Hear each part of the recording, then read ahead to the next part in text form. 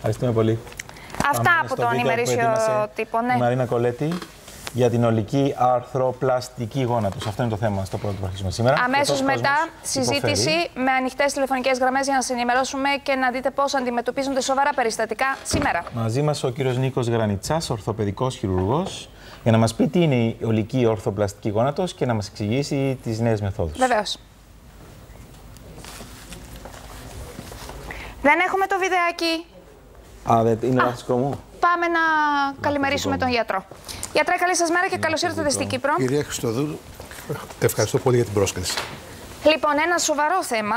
Πώς είναι οι άνθρωποι αυτοί που βρίσκονται στο δίλημμα να μπουν σε αυτή τη διαδικασία, να μπουν κάτω από τον ιστέρια, να διορθώσουν τα γόνατα τους? Πώς είναι αυτοί που μπήκαν σε αυτή τη διαδικασία και δεν πέτυχε και δυστυχώς δεν μπορούν να κάνουν όλα αυτά τα οποία έκαναν πριν? Θα μας πείτε ποιες είναι οι εξελίξεις της ιατρικής αυτή τη στιγμή και πώς μπορείτε να βοηθήσετε περιστατικά που στο παρελθόν ήταν πάρα πολύ δύσκολο να αντιμετωπιστούν.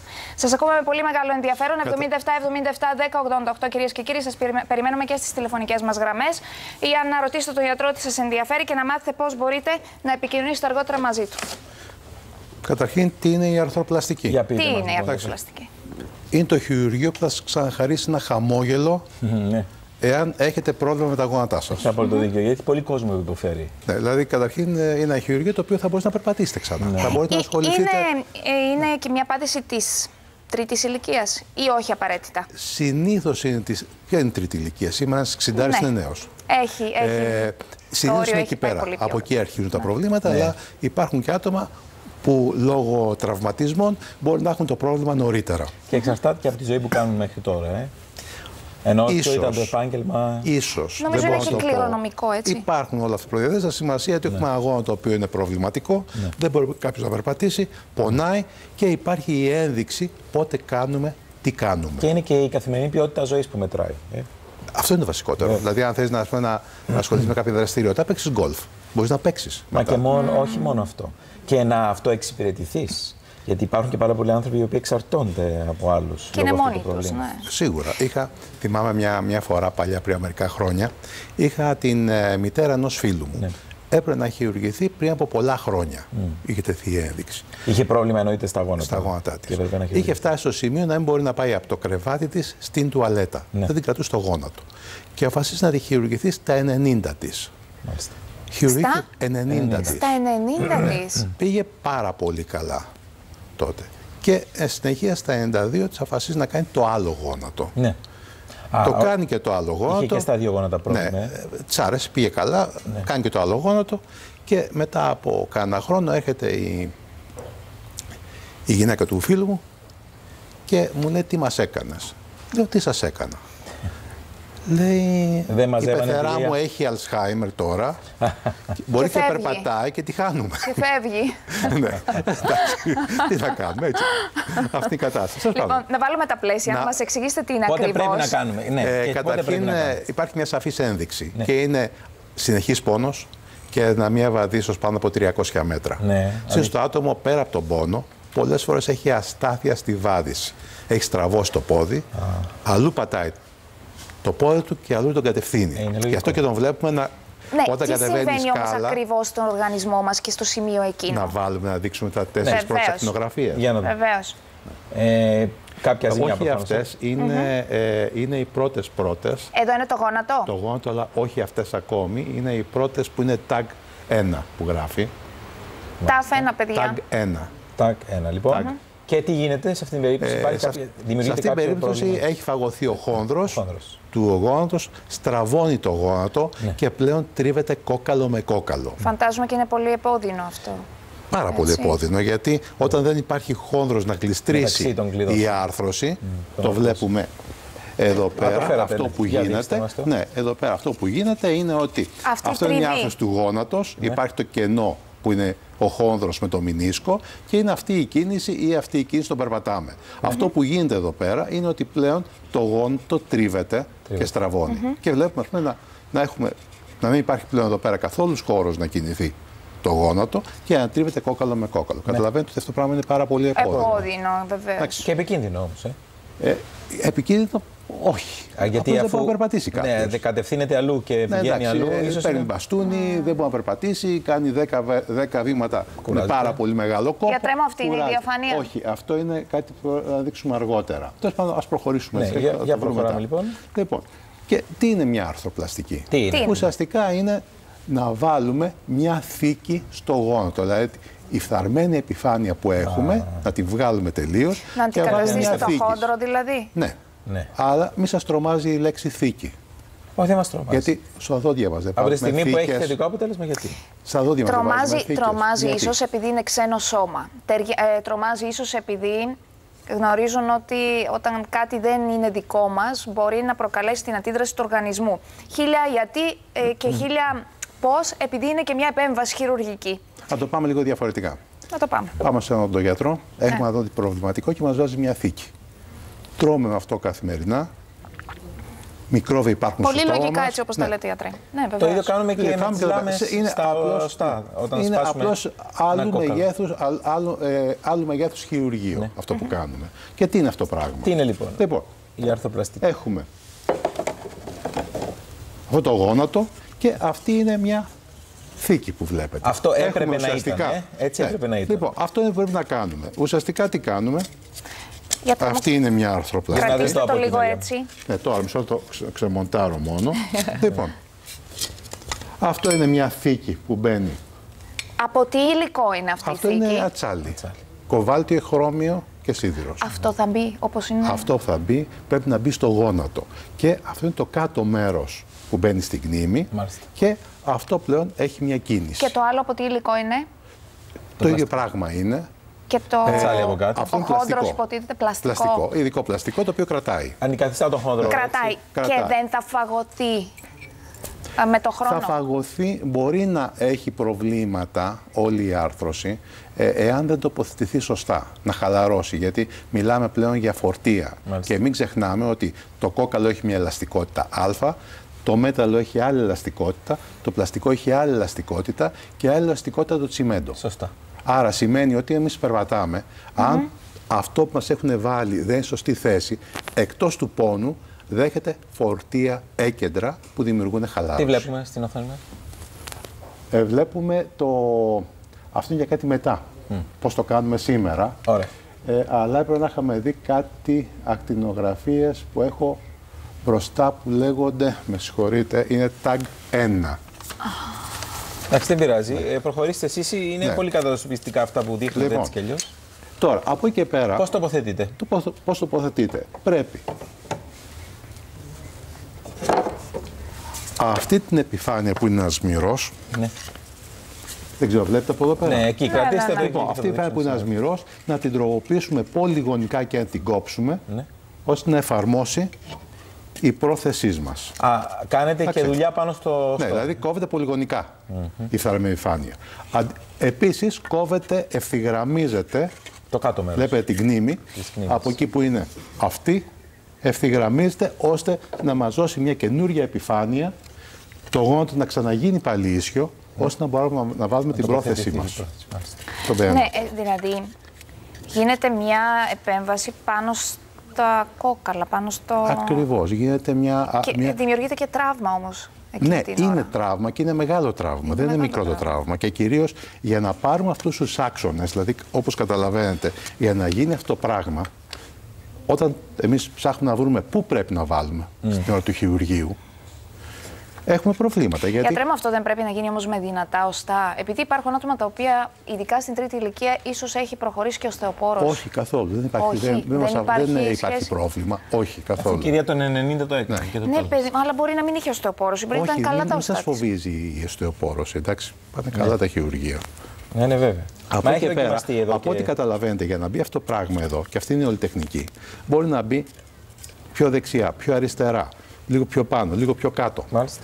Μπορεί να μπει. Και όλα αυτά είναι μια κακοτεχνία. Για να πάρουμε λοιπόν αυτό το πράγμα, να το βάλουμε σε αυτή τη θέση που θέλουμε, υπάρχει μια σειρά πάρα πολλών εργαλείων.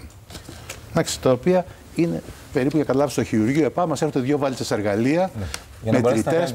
Έχω φέρει μερικούς μετρητές εδώ, έτσι, βασικούς, αλλά όχι όλους. Λόγω χάρη, αυτός είναι ο μετρητής που κάνουμε για την κνήμη. Αυτά τα κόκαλα έχουν περάσει από το προκρούστη για να χωρέσουν τη βαλίτσα μέσα. Ναι. Εντάξει. Όπου μπαίνει ο μετρητής εδώ. Και μετράτε το βάθος.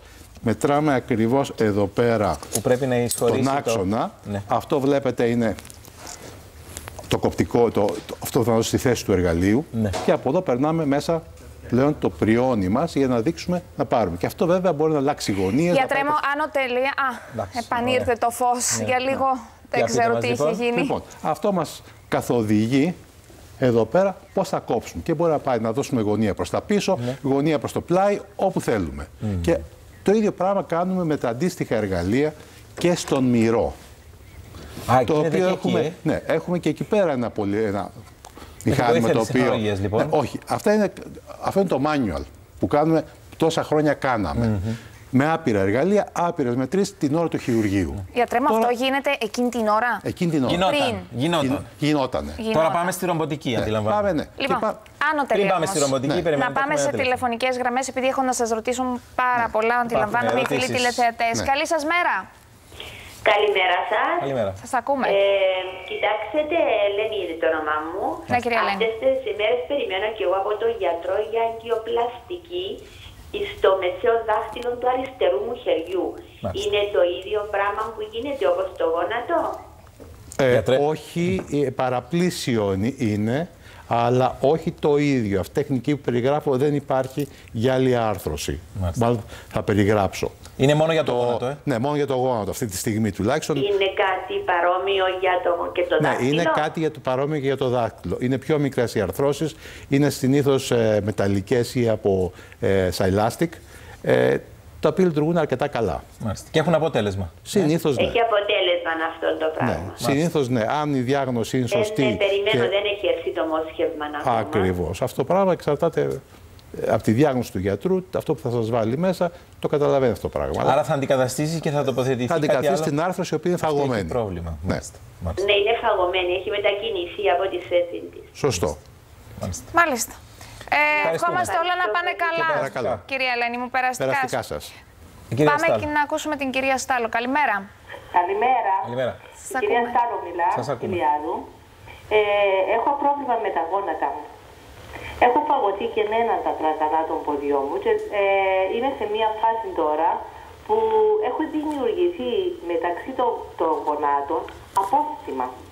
Δηλαδή έχει δημιουργηθεί ένα σαν το εξόγκωμα και είναι σαν απόστημα. Είναι από την σαν φλεγμονή, μπορείτε να το πείτε στα γόνατα. Όμως αυτό το πράγμα παίζει ρόλο το βάρος, παίζει ρόλο η διατροφή. Φυσικά έπαιζε ρόλο και η εργασία μου, ήταν ορθοστασία. Τώρα για να μπορέσω, εγώ έχω κάνει ακτινογραφίες πάνω στα γόνατα και φαίνεται ας πούμε ότι έχει δημιουργηθεί αυτή η φλεγμονή δεξιά και αριστερά στο γόνατο. Ναι. Και μου είπε ο γιατρός ότι δεν έχει καθόλου τραγανό μέσα τα γόνατα σου, γι' αυτό δημιουργείται. Και έχω κάνει ενέσιμα στα γόνατα, τα οποία ίσως έχει μετριάσει τη φλεγμονή που υπάρχει δεξιά και αριστερά. Αυτά τα ενέσιμα μπορούν να χρησιμοποιούνται, μου έχει φέρει ένα καλό αποτέλεσμα, να πούμε, και μπορώ και περπατώ. Όμως μπορώ να τα χρησιμοποιώ σταδιακά αυτά τα ενέσιμα ή η φλεγμονή αυτή κάνει ζημιά στο στόμα? Καλά κάνατε που σας βάλανε τα ενέσιμα φάρμακα. Μπορούν να βοηθήσουν.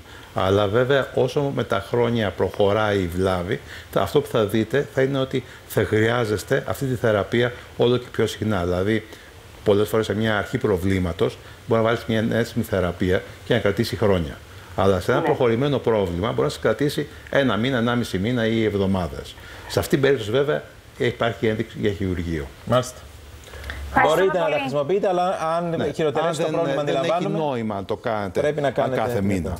Ωραία. Επειδή μας έχουν μείνει μόλις 10 λεπτά ακόμα, ναι, να προχωρήσουμε λίγο τι κάνουμε σήμερα. Για πείτε. Ξεχνάμε όλα τα εργαλεία, ξεχνάμε τις βαλίτσες των εργαλείων. Ναι, και όλη αυτή τη διαδικασία που και όλους τους άξονες του ποδιού πρέπει να μετρήσουμε στο χειρουργείο μέσα για να αποδώσουμε. Ναι. Και υπάρχουν ρομποτικές τεχνικές. Τι είναι οι ρομποτικές τεχνικές? Λοιπόν, αν καθιστά την πρακτική αυτή. Ναι, είναι οι τεχνικές με τις οποίες εμείς σήμερα μπορούμε μέσω ενός προγράμματος, γιατί δεν είναι μόνο το Da Vinci που κάνει χειρουργείο, απεκάθεται βοηθός και βάζει βραχίως μέσα, είναι ένα πρόγραμμα εδώ στη συγκεκριμένη περίπτωση, το οποίο μας δείχνει τους ιδανικούς άξονες που πρέπει να χειρουργήσουμε. Δεν χρειάζεται καν μέτρημα. Άρα, ναι, πόσο όμως ακριβές είναι αυτά οι μετρήσεις? Είναι πάρα πολύ ακριβείς οι μετρήσεις, γιατί υπάρχουν ειδικά πρόγραμματα που τα βάζεις μέσα, αλλά πρέπει να πάρεις αξονικές τομογραφίες με ειδικά πρωτόκολλα, να φύγουν στο εξωτερικό αυτά τα πράγματα και εν συνεχεία αυτό που θα σου έρθει πίσω μέσα σε μια εβδομάδα θα είναι ότι αυτό το γόνατο έχουμε, αυτοί είναι οι άξονες που πρέπει να διορθώσουμε στο γόνατο και αυτό θα πρέπει να το εφαρμόσουμε αν θέλουμε να λοιπόν, με ακρίβεια και ηλεκτρονικά. Δηλαδή εμείς κάνουμε αξονικές τομογραφίες μαζί με τον άξονα που έχει το γόνατο και με τον άξονα που θα έπρεπε να έχει το γόνατο και από εκεί και πέρα ο γιατρός επεμβαίνει να κάνει τελικές διορθώσεις, γιατί αυτό που σου έρχεται πίσω είναι μια εικόνα του γόνατος, σου ανοίγουν ένα πίνακα το οποίο μπορεί να κάνεις διορθώσεις, δηλαδή να πεις ότι θέλω να κάνω λίγο παραπάνω στραβό το γόνατο ή λίγο παραπάνω κόψω από εκεί πέρα και συνεχεία αφού οριστικοποιήσεις αυτό το πράγμα, τότε σε αυτή την περίπτωση θα σου ετοιμάσουν ένα πρόπλασμα του γόνατος και μερικούς οδηγούς που θα σου επιτρέψουν αυτό που έχεις προγραμματίσει με χαρτί και μολύβι από το γραφείο σου να το κάνεις στην πράξη. Μάλιστα. Έχει μειωθεί και ο χρόνος του χειρουργείου? Μειώνει το χρόνο περίπου κατά το 1/3 του χειρουργείου, γιατί δεν κάνεις μετρήσεις στο χειρουργείο. Βέβαια, πρέπει να ξέρεις το χειρουργείο για να ξέρεις ότι αυτό που κάνεις είναι αυτό που πρέπει να γίνει. Το παρακολουθείς. Μειώνεται η επεμβατικότητα. Μειώνεται καταρχήν να έχεις ένα τέλειο αποτέλεσμα, γιατί σου δείχνει μέγεθος προθέσεως, θέση προθέσεως, κοψίματα που θα κάνεις. Με ακρίβεια. Με ακρίβεια. Μπορεί να περπατήσεις την δεύτερη-τρίτη μέρα, έχεις περπατήσει. Τρίτη μέρα έχεις φύγει από το νοσοκομείο. Δηλαδή και η μεταγχειρητική περίοδος είναι εντελώς διαφορετική. Έχεις κίνηση 0 με 95% μοίρες άμεσα. Κίνη το γόνατο. Εννοείται δεν χάνεις αίμα. Μέχρι τώρα όλα τα χειρουργεία που έχω κάνει έχω χάσει 0 αίμα. Που είναι εντυπωσιακό. Αυτό δεν είναι... Με τι αναισθησία γίνεται αυτή η επέμβαση? Μπορεί να γίνει είτε με ραχία είτε με γενική, εξαρτάται από τον... τι θέλει ο ασθενής αφενός. Η ραχία είναι παραπλήσια η επισκληρίδιος, γίνεται και επισκληρίδιος αναισθησία ταυτόχρονα για να έχεις να ελέγξεις τον πόνο μετά το χειρουργείο. Αλλά γενικά περπατάς κανονικά. Δηλαδή ξεχνάτε όλα αυτά τα πράγματα. Όλα αυτά τα εργαλεία. Και τα υλικά επίσης είναι τα ίδια. Αυτά που το τα υλικά είναι τα ίδια. Είναι τα ίδια. Λοιπόν, ξεχνάτε. Και αυτό που θα σου στείλουν θα είναι ένα πρόπλασμα γόνατος. Από εδώ πέρα φαίνεται. Ναι. Κρατήστε το εκεί παρακαλώ. Αυτό που βλέπετε εδώ είναι ένα φυσιολογικό γόνατο. Βλέπετε την καμπύλη. Εδώ πέρα βλέπετε όλες αυτές τις ανομαλίες που έχει το γόνατο που επρόκειται να χειρουργήσω. Είναι σε φυσικό μέγεθος με όλες τις βλάβες. Αυτό είναι ένα φυσικό μέγεθος γονάτου, Ακριβώς. Αυτό που επρόκειται να χειρουργήσω. Μάλιστα. Το συγκεκριμένο. Το οποίο είναι για το συγκεκριμένο ασθενούς. Βλέπετε εδώ πέρα επίσης ότι υπάρχουν κάτι γραμμές. Δεν ξέρω αν φαίνεται. Ναι, σαν ραγάδες. Αυτές οι γραμμές είναι ό,τι πρέπει να αφαιρεθεί για να έχουμε το σωστό αποτέλεσμα. Και πάνω σε αυτό ετοιμάζεται ένας οδηγός ο οποίος εφαρμόζει εδώ και ελέγχουμε και αν δούμε από εδώ πέρα είναι ότι όταν θα κόψουμε από εδώ θα μας δώσει ακριβώς αυτό που έχουν προγραμματίσει ότι πρέπει να βγει. Το ίδιο είναι το καλούπι που σας λέει τι το ίδιο ακριβώς από εδώ μας δίνει το κέντρο της αρθρώσεως και αυτός ο οδηγός είναι που θα εφαρμόσουμε στο γόνατο θα χειρουργήσουμε, δηλαδή τον παίρνουμε από το καλούπι, το πάμε στο γόνατο θα τον εφαρμόσουμε και θα μας καθοδηγήσει τι ακριβώς θα κάνουμε. Το ίδιο ισχύει και για την κνήμη. Αν δείτε και την κνήμη εδώ πέρα, αυτή με όλες τις ανομαλίες που έχει, βλέπετε ότι από τη μια πλευρά, από εδώ, έχει μια ελάχιστη αφαίρεση χόνδρου, από εδώ πέρα έχει μεγαλύτερη. Μάλιστα. Και εκεί θα πάμε, Γιατρέ μου, μπορεί κάτι να μην πάει καλά, έτσι όπως το έχουν προγραμματίσει τα μηχανήματα, τι μπορεί να πάει στραβά? Υπάρχει και το risk. Πάντα υπάρχει ένας κίνδυνος. Καταρχήν πρέπει να έχει την εμπειρία ο γιατρός. Δηλαδή και αυτό να μεταβεί ο γιατρός από το πρακτικό τρόπο χειρουργείου σε αυτόν, υπάρχει μια δυσκολία. Μαθαίνεις νούμερα. Δηλαδή, βλέπετε, ασχολείσαι με νούμερα πλέον και με πράγματα τα οποία δεν τα έχει συνηθίσει. Όταν στο πρώτο χειρουργείο που έκανα μου ήρθαν πίσω όλα αυτά τα νούμερα και τα έβλεπα, έχασα τον ύπνο μου μέχρι να μελετήσω τι γίνεται. Βέβαια το καλό είναι ότι κάθεσαι στο γραφείο σου, Ανοίγεις το κομπιούτερ σου και ασχολείσαι πλέον να δεις τι κάνεις. Και να διορθώσεις. Και λες, αν θέλω να φάω εδώ πέρα όχι 10 χιλιοστά, να φάω 12 χιλιοστά. Πώς θα μου βγει το γόνατο. Ναι. Και έχεις όλο το χρόνο να ψάξεις τη βιβλιογραφία σου, να δεις ακριβώς τι θες να κάνεις, να τροποποιήσεις. Να δούμε λιγάκι αυτά που είχατε δείξει προηγουμένως. Ναι, για να δούμε τις διαφάνειες. Ναι, να σας ρωτήσω αν υπάρχει διαφορά σε γυναίκα και άνδρα. Όχι. Σε ό,τι αφορά τα γόνατα. Το μέγεθος. Μόνο το μέγεθος. Τίποτα παραπάνω. Τίποτα άλλο. Και, όχι και λόγω σχήματος αντιλαμβάνω. Αφού τα οστά, τα γυναικεία με τα ανδρικά είναι διαφορετικά. Αυτό είναι το μέγεθος. Δεν είναι πιο μικρό γόνατο. Αυτό που βλέπετε είναι ένα μεγάλο αντρικό γόνατο. Ναι, αυτό είναι. Η ηλικία, έτσι όπως μας διαβεβαίωστε στην αρχή της συζήτησης μας, δεν παίζει ρόλο. 90 χρόνων ήταν η ασθενής. Όχι, γιατί να παίξει ρόλο. Άμα δεν μπορεί να το περπατήσει, δεν θα το φτιάξουμε να τον κάνουμε καλά. Ναι. Θα τον αφήσουμε ενώ έτσι. αν θα αντέξει την ύπνωση όλα γιατί αυτά. Δεν ξέρω. Εσείς ξέρετε, οι γιατροί. Καμιά φορά. Αν κάνεις ένα προσεκτικό χειρουργείο. Που δεν γνωρίζουμε ίσως. Μιλάμε όχι για κάτι επίγον, σαν χειρουργείο, έσπασε το πόδι και να βάλω τώρα να το χειρουργήσω. Μιλάμε για ένα χειρουργείο το οποίο το προγραμματίζεις, ελέγχεις τα προβλήματα του ασθενούς, αν έχει καρδιά, αν έχει πίεση, αν έχει σάχαρο και τα ρυθμίζεις όλα αυτά τα πράγματα. Πού γίνονται αυτές οι επεμβάσεις στην Κύπρο? Αυτή τη στιγμή γίνονται στο American Medical. Στο American Medical Center. Και στην Αθήνα, στο Ιατρικό Αθηνών, αλλά κυρίως στο American Medical για την Κύπρο. Κυρίως θα γίνουν μόνο στο American Medical. Θα γίνουν. Λοιπόν. Δηλαδή έχω πιστοποιήσει ήδη τον αξονικό τομογράφο με την Ελβετία. Χρησιμοποιήσατε πληθυντικώς αξονικές? Ναι, γιατί παίρνω 3 αξονικές τομογραφίες. Ισχύου, γόνατος και ποδοκνημικής. Γίνεται την ίδια ώρα? Όλα αυτά πάει ο ασθενής ένα μήνα νωρίτερα. Παίρνουμε τις αξονικές τομογραφίες. Πάνε Ελβετία αυτές. Από πιστοποιημένο αξονικό τομογράφο, γιατί υπάρχουν ειδικά πρωτόκολλα που πρέπει να ληφθούν. Δηλαδή πρέπει να πάρουμε το μέσα ένα χιλιοστό σε 16 εκατοστά απόσταση από το γόνατο, για να μπορέσουμε να κάνουμε αναπαραγωγή σε φυσικό μέγεθος της αρθρώσεως. Δεν ξέρω, έχουμε κάποιες εικόνες να δείξουμε. Παιδιά της διαφάνειας, μπορούμε ακόμα μια ματιά να ρίξουμε και να κλείσουμε? Υπάρχουν άλλοι τύποι αρθροπλαστικής γιατρέ εκτός από αυτό? Όχι, δεν υπάρχει. Υπάρχει η ημιαρθροπλαστική, να αλλάξουμε τη μισή επιφάνεια του γόνατος. Αυτό που βλέπουμε, γιατρέ. Αυτό βλέπουμε ένα γόνατο που περιστρέφεται τώρα και βλέπουμε ακριβώς η κόκκινη με μπλε γραμμή είναι ο άξονας του γόνατος και βλέπουμε ότι καθώς το βλέπουμε σε περιστροφή, φεύγουν από τη θέση τους. Ναι, όντως φεύγουν. Και αυτό είναι αυτό που σου έρχεται πλέον στο πρόγραμμα που βλέπεις στο κομπιούτερ σου μέσα. Πάμε όταν βάλουμε την προγραμματισμένη αρθροπλαστική, τι θα μας δείξει. Ναι, για να δούμε. Είναι το επόμενο αντίστοιχο τέτοιο.